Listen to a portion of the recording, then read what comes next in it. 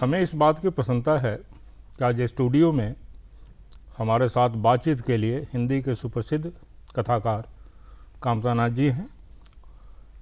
इस बातचीत में सहयोग दे रही हैं हिंदी की युवा आलोचक डॉक्टर साधना अग्रवाल। कामता जी के लेखन से और व्यक्तिगत रूप से मेरा परिचय बहुत पुराना है और छठे दशक के उत्तरार्ध में इन्होंने कथा साहित्य में प्रवेश किया, लेकिन जहाँ तक मुझे मालूम है कमलेश्वर द्वारा संपादित 1966 में नई धारा का एक समकालीन कहानी विश्रांक अंक निकला था फरवरी मार्च 1966 में, जिसमें कामता नाथ जी की कहानी छपी थी लाशें, और उनकी इस कहानी की हिंदी में व्यापक चर्चा हुई। संभवतः हिंदी कथा साहित्य के केंद्र में उनकी पहचान इस कहानी से बनी। उस कहानी पर चर्चा बाद में मैं करूंगा। इसके पहले दूसरे इस बात की ओर संकेत मैं करना चाहूँगा कि 1980 में कामता जी से मेरी मुलाकात हुई, पहली मुलाकात हुई जब पटना जिला परिषदीय लेखक संघ के एक आयोजन में हिंदी के कवि केदारनाथ अग्रवाल के साथ वे पटना आए हुए थे। और फिर उन दिनों में नालंदा जिला के मुख्यालय बिहार शरीफ में प्रस्थापित था, जहां उस इलाके के ऐतिहासिक स्थलों को देखने के लिए केदार बाबू को लेकर के कामता नाथ जी आए थे और साथ में अशोक कुमार सुमन भी थे। फिर हम लोगों ने नालंदा के प्राचीन विश्वविद्यालय, राजगृह और पावापुरी आदि जगहों के दर्शन किए और उसी रात लोग लौट गए। यह परिचय है, लेकिन इनके लेखन से मेरा परिचय पुराना है। कामता नाथ जी ने कहानियाँ लिखी, उपन्यास लिखे। दो इनके कहानी संग्रह 5-6 हैं, जिसमें 2 खास करके उल्लेखनीय हैं, छुट्टियाँ, शिकस्त। इसी तरह उपन्यास में इनका पहला उपन्यास 1975 में समुद्र तट पर खुलने वाली खिड़की आई। 77 में इनका दूसरा उपन्यास आया, एक और हिंदुस्तान, और 79 में इनका तीसरा उपन्यास आया, तुम्हारे नाम। 1998 में 2 खंडों में कालजयी उपन्यास काल कथा, और अभी पिछले वर्ष इनका भारतीय ज्ञानपीठ से एक उपन्यास आया है, पिघले की बर्फ। इन उपन्यासों पर भी चर्चा मैं बाद में करूंगा। इसके अतिरिक्त कामता जी ने नाटक लिखे हैं और कुछ और भी चीज़ें लिखी हैं, लेकिन हिंदी साहित्य में इनका महत्वपूर्ण योगदान जो है कथा साहित्य में कहानियाँ और उपन्यास के क्षेत्र में काल कथा के लिए याद किए जाते हैं। कल साहित्य अकादमी में की ओर से कथा संधि में कामता नाथ जी का कहानी पाठ हुआ, और उसमें उन्होंने कहानियाँ तो बाद में सुनाई, लेकिन उसके पहले काल कथा का तीसरा खंड, उत्तर काल कथा के नाम से जो लिख रहे हैं, उसके कुछ दिलचस्प अंश सुनाए, और 3 अंश उन्होंने सुनाया और एक कहानी सुनाई। तो मैं चाहता हूं कि इनसे बातचीत क्यों नहीं इनकी वो चर्चित कहानी लाशों से शुरू की जाए। साधना जी, वो कहानी आपने भी पढ़ी होगी, आपको कहानी कैसे लगी? आपके मन में उस कहानी को लेकर कोई उत्सुकता है कि लाशें एक प्रतीक है, एक बिंब है, या हमारे एक समय का मनुष्यता, हमारी संवेदनशीलता का एक हॉरर है, क्या है? वही मैंने वो कहानी पढ़ी है और वो काफ़ी चर्चित कहानी है। तो कामतानाथ जी, मैं आपसे जानना चाहती हूँ कि जैसा कि उस कहानी को पढ़कर मुझको महसूस हुआ कि कहीं ऐसा लगता है कि आज जो संवेदना, मतलब उस मॉर्चरी में वो जो दो लाशें हैं और वहाँ पर वो डॉक्टर है और वो करता है काम अपना, तो उसमें ऐसा नहीं लगता है कि कहीं हमारी मानवीयता खत्म हो रही है या हम इतने संवेदना शून्य मतलब हो गए हैं कि जहां हमको, या क्या कारण है कि उसको वो सब करने के लिए समय का अभाव था, या कौन ऐसी परिस्थितियां थीं जिसमें आपने वो दृश्य वो दिखाया है? देखिए, ये कहानी 60 के दशक के मध्य में छपी थी और उस समय हिंदी कहानी का जो परिदृश्य था उसमें सेक्स को लेकर के, सेक्स और कुंठा जी ये मुख्य विषय हो गए थे कहानी के। अगर आपको ध्यान हो, उस वक्त कहानी आंदोलन चला और उसके बाद फिर ये सेक्स को लेकर के बहुत खुले रूप से चीज़ों को लिखा गया और कमलेश्वर ने इस प्रवृत्ति को रोकने के लिए एक लेखमाला लिखी थी जो धर्मिक में छपी थी, अय्याश प्रेतों का विद्रोह।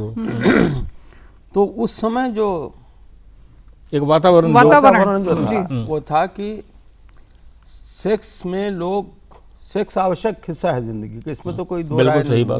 जी।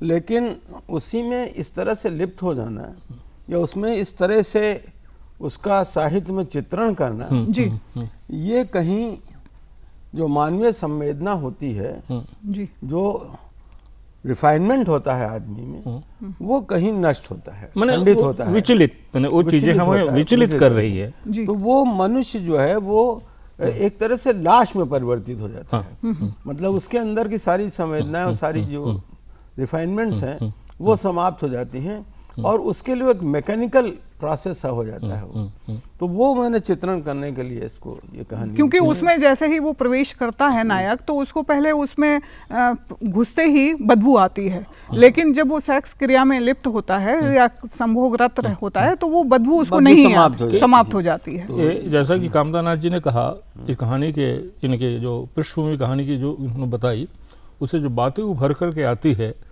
कि सेक्स एक प्राइमरी, मैंने हमारे लिए जीवन या मनुष्यता सेकेंडरी हो गया। और जैसा कि बताया कि गिन्सबर्ग थे, बेटनिक पीढ़ी थी, शमशानी पीढ़ी थी, राजकमल भूखी पीढ़ी थी, राजकमल चौधरी लिख रहे थे। तो एक ऐसा वातावरण कि सेक्स हावी हो गया हम पर जी। तो जो हॉरर है सेक्स, ये जीवन जो है, तो उसमें यदि आप बहुत सूक्ष्मता से देखें तो उसमें कई बातें उस कहानी में हैं।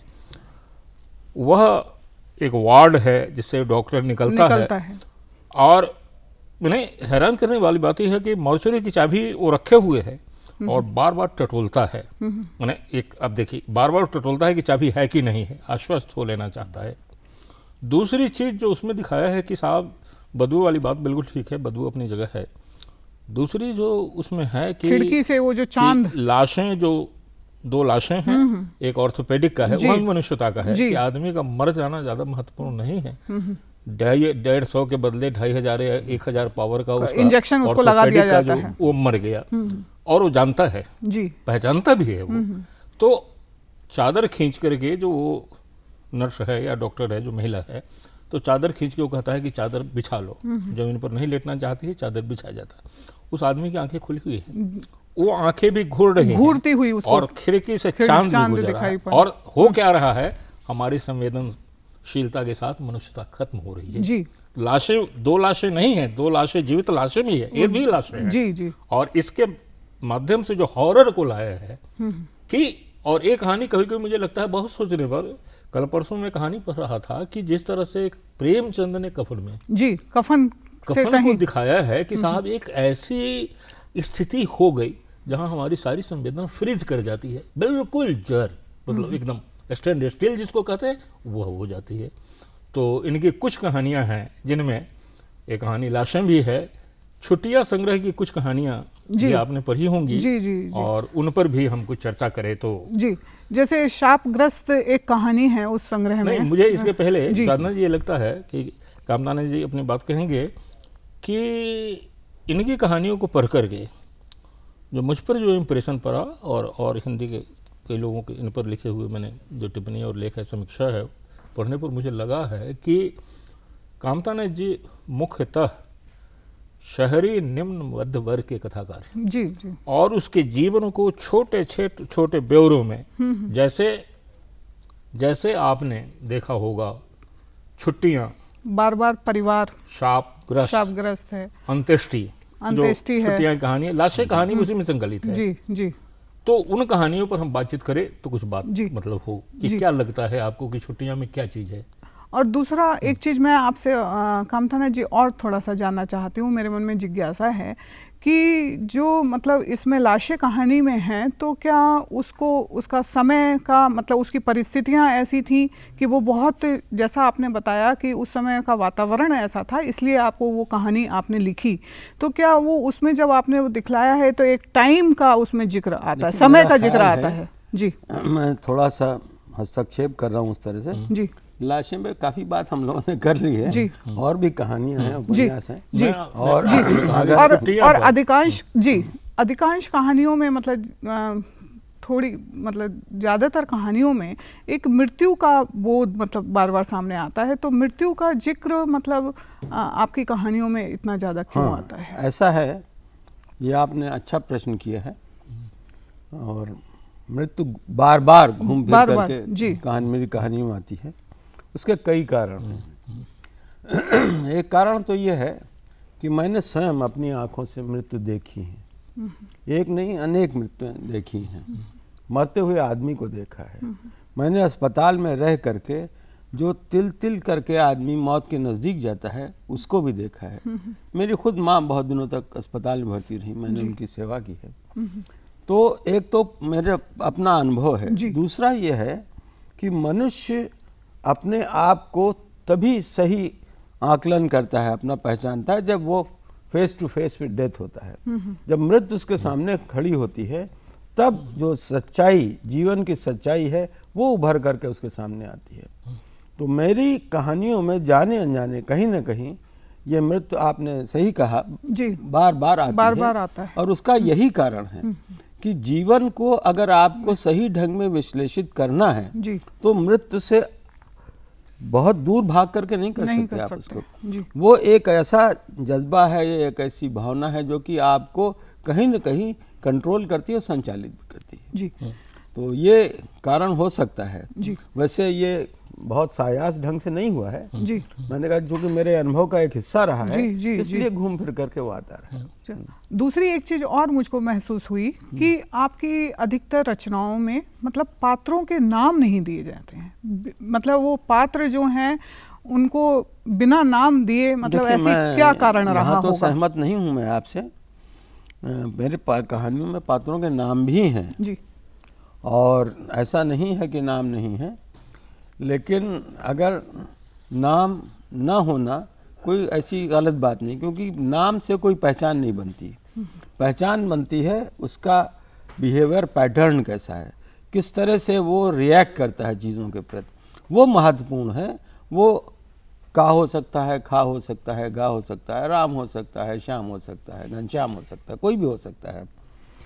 तो नाम इतना महत्वपूर्ण नहीं है, लेकिन नाम है, ऐसा नहीं है। मेरी कहानियों में आपने शायद कुछ ऐसी कहानियों को अगर आप बताएं तो मैं कह सकता हूँ, लेकिन वो ये कोई इतनी महत्वपूर्ण बात मेरी दृष्टि में है नहीं। संज्ञा का महत्व उतना ज़्यादा नहीं है जितना सर्वनाम का हो सकता है। नहीं, देखिए, संज्ञा और सर्वनाम से मत लीजिए। कहानी आप कुछ पात्रों को लेकर के बुनते हैं, उन पात्रों को आप अगर वो कह के कहें कि वो घर से निकला, बाजार गया, उसने ये देखा, ये किया, और आप उसकी जो कर दें कि श्याम अपने घर से निकला, ये किया, तो उसमें कोई बहुत अंतर नहीं पड़ता उसमें। तो ये तो एक अपना लेखन का एक तरीका हो सकता है। और कहीं कहीं पर जहाँ पर कि आप एक इस तरह की बात करते हैं जो सभी पर लागू होती है, वहाँ नाम इतना इम्पोर्टेंट रह नहीं जाता। और चूंकि आपने से मध्य वर्ग की बात कही थी, तो मध्य वर्ग की पहचान कोई उसके नाम जो दूसरा नहीं है। मध्य वर्ग तो एक क्लास है, सोसाइटी का, समाज का हिस्सा है, और मध्य वर्ग का एक चरित्र होता है। उसकी छोटी छोटी तमाम समस्याएं होती हैं, उसकी एम्बिशंस भी होती हैं, महत्वाकांक्षाएं होती हैं, बहुत ज़्यादा ऊंचे तक नहीं होती हैं, लेकिन बेटा पढ़ जाए, अच्छी नौकरी पा जाए। अमरकांत जी का डिप्टी कलेक्ट्री और घर का भोजन आपने पढ़ा होगा, वो भी मध्य वर्ग के ही लेखक हैं। तो इस तरह से जो मध्य वर्ग है उसका चरित्र उभर करके आता है। और ख़ास तौर से जिस दौर में मैं लिख रहा था, मध्य वर्ग तेजी से बदल रहा था, संयुक्त परिवार तो समाप्त हो रहा था, और मानवीय रिश्ते वो कहीं टूट रहे थे, कहीं बन रहे थे। जैसे छुट्टियां कहानी में मानवीय रिश्तों के टूटन है आगे जो बड़ा भाई छोटे भाई को जेल से छुड़वाता है, अफीम खाता है, और वो सारी कहानियां में अफीम की चोरी करता है। और ये सारा कुछ और भी जो कहानी है, अंत्येष्टि कहानी है। वैसे मैं आपको एक बात और आप मुझे अगर इजाजत दें तो मैं कहूँ कि ये एक मध्य वर्ग का कहानीकार मुझे ये चस्पा कर दिया गया मेरे ऊपर, ऐसा नहीं है। मेरी एक कहानी है एक दिन के नवाब, जो एक तांगे वाले पर है, जो जाकर के जो वहाँ पर इन लोगों को जो नवाबी ख़ानदान के होते हैं ना, तो उनको वसीक़ा मिला हो करता था। अच्छा। तो वो वसीक़ा घटते घटते नवाब साहब को, अंग्रेज़ जब आ गए तो नवाबी तो चली गई, तो वसीक़ा 500 रुपये माली मिला। फिर उनके 5 भाई हो गए तो 100 रुपये हो गए। फिर तो वसीक़ा उनको मिलता है 3 रुपये 12 आने, ऐसा कुछ सालाना। लेकिन उस दिन वो तांगा खुद नहीं चलाते हैं, तांगा किराए का लेते हैं, शेरवानी पहनते हैं, छड़ी लेते हैं और जाते हैं वसीक़ा, और फिर उसके बाद अय्याशी अपने ढंग से करते हैं। तो वो मैंने कहानी लाख की चूड़ियाँ मेरी कहानी है, जिसमें ये मनिहार जो होते हैं ना, गांव में लाख की चूड़ियाँ गढ़ते हैं। आपने अगर देखा हो उसको, इतनी अद्भुत कला है वो। तो मैं जाता था तो मैं बैठ के घंटों देखा करता था, उसको लेकर के मेरी एक कहानी है। इसी तरह से कुछ निम्न वर्ग की कहानियां हैं, जैसे ये महरी और ये होती हैं ना, जो कि काम करने जाती हैं, तो वो गिलट के जेवर पहने हुए है और रात में चली जा रही है। 2 लफंगे किस्म के आदमी पुलिया बैठे हुए हैं, उनकी नीयत कुछ और है, कहीं और है उनकी, लेकिन उसको डर लगता है कहीं ऐसा ना हो कि मेरा गहना चुरा ले जाइए। अच्छा। मतलब वो ये उसका डर नहीं है कि उसके मतलब कोई उस तरह से उसके साथ प्रताड़ित किया जाए या किया जाए। उसकी बेटी भी साथ में है, जवान, जो ससुराल से लौट के आई है, गहने पहने, उसको ले जा रहा होता है, ले जा रही होती माँ। तो माँ उससे कहती कि गहने छुपा ले, उसको लगता है लूटेगे तो यही चीज़ लूटेगी, इज्जत लूटना उसके लिए महत्वपूर्ण नहीं है। वो भी मेरी कहानी। तो मैंने बहुत सी ऐसी कहानियाँ भी लिखी हैं। आपने तो कहानी जो मध्य वर्ग से 150 लगभग कहानी है, मध्य वर्ग को, मध्य वर्ग से जो चीज़ शिकस्त कहानी है वो भी मध्य वर्ग की कहानी नहीं है। तो इस तरह से जो शराब, जैसे जय भगवान, जय श्री राम, तो खैर अलग अलग तरह की फैंटेसी है की कहानी है। मुझे जो आपकी कहानी में जो चीज़ें हैरान करती है वह एक तो शिल्प, दूसरी चीज़ जो डिटेल्स आपके पास होते हैं, और अनुभव जो है, अनुभव इतने बड़ा, अलग अलग तरह के अनुभव है। और जैसे लगता है जिस पेशे का वर्णन कर रहे हैं कि सचमुच उस पेशे से गहराई से जुड़े हुए हैं। जैसे मुझे अब उपन्यास पर मैं चर्चा करना चाहूँगा, समुद्र तट पर खुलने वाली खिड़की संभवतः सारिका में या धर्मयुग में नहीं, वो नहीं छपी थी, एक और हिंदुस्तान छपा। अच्छा, एक और हिंदुस्तान, उसमें जेल जीवन का अनुभव। जेल जीवन, अच्छा, नहीं मेरा निजी अनुभव रहा है। मैं एक पखवाड़े तक जेल में बंद रहा। रिजर्व बैंक में ऑफिसर थे और कर्मचारी आंदोलन के नेता भी थे, तो प्रायः जेल जाते रहते थे। लेकिन उसमें गजब का है, एक और हिंदुस्तान को, जिस एक हिंदुस्तान की आज़ादी के बाद के एक हिंदुस्तान को उन्होंने दिखाया है कि उसमें भी एक हॉरर है, एक वो डराता है हमें। जैसे हृदय जी का भी एक उपन्यास है पगली घंटी, जेल जीवन पर ही है, तो उसमें सचमुच जेल के अनुभव है और बिल्कुल माइन्यूट डिटेल, वार्ड से लेकर और ये सारी चीज़ें मतलब उसमें है। और इसके बारे में कुछ और आप बताएं कि नहीं। देखिए ऐसा ना, जो जेल जीवन पर जो मेरा उपन्यास है एक और हिंदुस्तान, तो वो हिंदुस्तान मतलब जो हिंदुस्तान हम बाहर देखते हैं अंदर भी है, लेकिन वो काफ़ी कुछ बदला हुआ है। मतलब एक ये हिंदुस्तान है जिसमें हम जी रहे हैं, एक वो हिंदुस्तान है जहाँ तथाकथित या जिनको हम अपराधी कहते हैं वो लोग जी रहे हैं।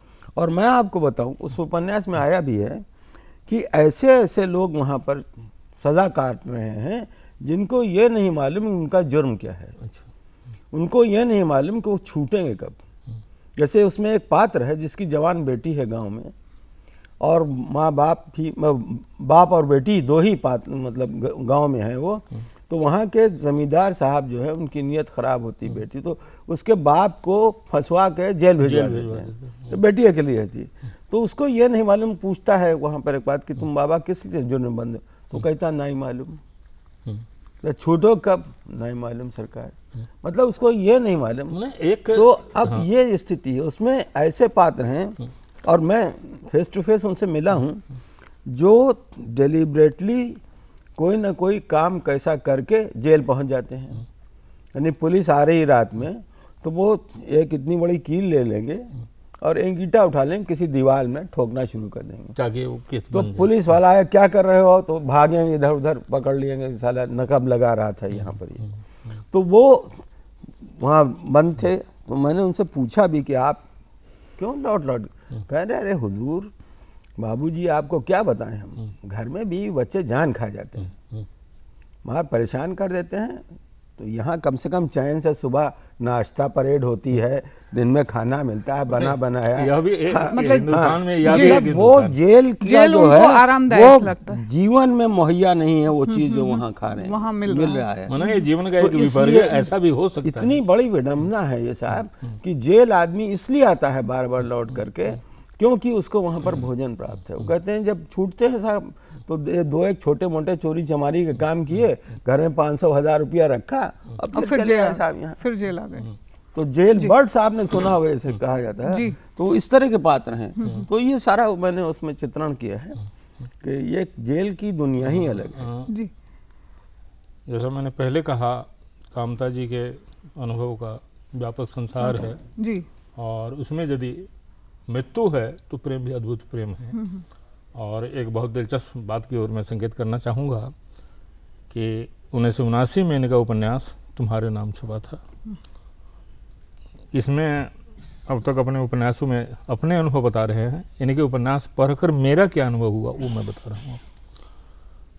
वो प्रेम की इतनी अद्भुत कहानी है कश्मीर से संबंधित पृष्ठभूमि में कि उस कहानी को पढ़ करके मैंने मन बनाया कि मैं कश्मीर जाऊँगा और सचमुच में विभाग में रिप्रेजेंटेशन दे करके बिहार शरीफ से मैं कश्मीर अपना तबादला करा लिया।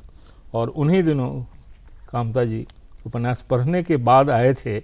इनको भी ये देखकर हैरानी हुई कि उपन्यास का इतना प्रभाव हो सकता है कि उसको पढ़ करके कश्मीर में। पत्र आया था मेरे पास एक कि मैंने आपका उपन्यास पढ़ने के बाद अपना तबादला वहाँ करा लिया है। जी, आपका शायद जम्मू या कहाँ से वहाँ से पत्र आया था। कश्मीर मैंने बारामूला में पहुँचा था, बारामूला से पत्र आया था। बारामूला। तो वो कश्मीर मैंने देखा और इन्होंने जो देखा उसके बाद का कश्मीर मैंने देखा। और उपन्यास अभी भी मेरे प्रिय उपन्यासों में है। कभी कभी थोड़ा सा रिलैक्स होने के लिए जिन कुछ उपन्यासों को पढ़ता हूँ उसमें तुम्हारे नाम को पढ़ता हूँ। लेकिन कामता नाथ जी गंभीर कथा लेखक हैं। इसका पता हमें चलता है काल कथा से। और काल कथा के बारे में जी आप साधना जी 2 खंडों में जो काल कथा का, तो पहले खंड में जैसा कि आपने उसमें मतलब उसमें जिक्र आता है कि जमींदार वो चंदनपुर जी, चंदनपुर एक गांव है जी। उस गांव में मिली जुली बस्ती है, मतलब आसपास के 2-4 गांव मिला करके। वहाँ तो ये ऐसा होता ना कि एक गांव है, एक कोस चले गए आप दूसरा गांव मिल जाता है। तो वहाँ पर एक कायस्थ परिवार है एक गांव में और एक में एक मुसलमान परिवार है। तो इनका इंटरैक्शन जो होता है वो सब मैंने उसमें चित्रण किया है उसका जी। और है तो उपन्यास वो जो आज़ादी की लड़ाई के उसकी पृष्ठभूमि है 1918 से 1929 उसके जो 29 तक है 29 तक जी। तो इस दौरान में इतिहास में जो हमें चीज़ें मिलती हैं वो तो ये मिलती हैं कि गांधी जी ने आंदोलन ये चलाया, उन्होंने चलाया, इन्होंने ये किया वो किया, और ये होलियाँ जलाई हो गई इसकी, विदेशी कपड़ों की, नमक बनाया गया, इस तरह की बातें मिलती हैं। लेकिन जिस आदमी ने नमक बनाया, जिस आदमी ने होली जलाई, जो आदमी जेल गया, उसका इतिहास में जिक्र नहीं है। तो मैंने जो ये लिखा कि उसमें जो सबाल्टर्न हिस्ट्री जिसको कहते हैं कि उस दौर में राजनीति अपनी जगह अपनी चाल चल रही थी, लेकिन जो साधारण आदमी था उसकी जिंदगी किस तरह से प्रभावित हो रही थी और वो किस तरह से इतिहास को प्रभावित कर रहा था। ये टू वे है सिलसिला। तो ये इसको लेकर के मैंने एक परिवार, एक गांव को लेकर के, और उस वक्त इस तरह के जिस दौरान में कहानी शुरू होती है 1819, इतना ज़्यादा, और ख़ास तौर से जो गांधी जी ने जब खिलाफत आंदोलन को और इसको जोड़ा था स्वराज को, इसको लेकर के सारा कुछ, तो अद्भुत एकता है, हिंदू मुस्लिम एकता दिखाई गई थी। तो वो सब उसको मुझे लगा, मैंने पढ़ा, उसके बाद ये कहानी जो है, पात्र जो है उसमें तमाम पात्र हैं। मेरा ख्याल है हिंदी उपन्यास में इतने पात्र कहीं नहीं मिलेंगे जी। तो उसको लेकर के मैंने लिखा। और दूसरे खंड में जो वो किसान नेता के रूप में वो जो मदारी पासी है, मदारी पासी है जो किसान आंदोलन, दलित आंदोलन, स्त्री आंदोलन, बल्कि स्वामी सहजानंद सरस्वती और बाबा रामचंद्र, हाँ नहीं, ये लोग जिस तरह से जिसका मैंने जिक्र किया है, जिस क्षेत्र का, उस क्षेत्र में मदारी पासी ही ज़्यादा महत्वपूर्ण था। तो मदारी पासी ये था कि वो बल्लम और तलवार लेके चलते थे, साथ में एक मौलवी, और अवध में मतलब किसान आंदोलन के जो किसान नहीं, वो और दलित, नीची जात का दलित का भी महत्वपूर्ण था जी। और वो गांधी जी के उससे इतना ज़्यादा प्रभावित नहीं था जितना कि वो प्रभावित था। समझ लिए उसकी उस तरह की आइडियोलॉजी तो नहीं कहा जाएगा, कम्युनिस्ट पार्टी की तब तक स्थापना भी नहीं हुई थी, लेकिन उसकी जो सोच थी वो था कि गरीब से गरीब आदमी को, और वहाँ हिंसा को ऐसा नहीं तिरस्कृत नहीं किया गया था, मतलब हिंसा भी ज़रूरी है अगर तो की जाए, क्योंकि उन्होंने उसका ये सोचना था, मतलब पढ़ा लिखा तो ज़्यादा आदमी नहीं था, लेकिन उसका ये सोचना था कि भाई आज़ादी की लड़ाई तो अपनी जगह है, लेकिन ज़मींदार जो रोज़ हमारा खून चूस रहे हैं, हमारे साथ अन्याय किया जा रहा है, हमारी बहू बेटियों की इज्जत लूटी जा रही, इसका जमकर मुकाबला होना चाहिए। वो बहुत दूर तक गया नहीं आंदोलन वो। और मदारी पासी का भी इतिहास में बाद में क्या हुआ, इतिहास इसके बारे में साइलेंट है जी। अगली बार जब हम मिलेंगे तब तक कामताना जी का उपन्यास आ जाएगा और उस पर फिर हम चर्चा करेंगे। कामताना जी हाँ हैं, आप आई और एक अच्छी बातचीत हम लोगों ने की, आपके प्रति आभार प्रकट करता हूँ और शुभकामनाएं मेरी है कि और लिखें और लिखते रहें, हिंदी साहित्य को, हिंदी कथा साहित्य को समृद्ध करें। आपसे हिंदी जगत को काफ़ी अपेक्षाएं हैं। आपको धन्यवाद। साधना जी, आपके प्रति भी आभारी हूँ और बातचीत अच्छी रही। आप लोगों को भी धन्यवाद।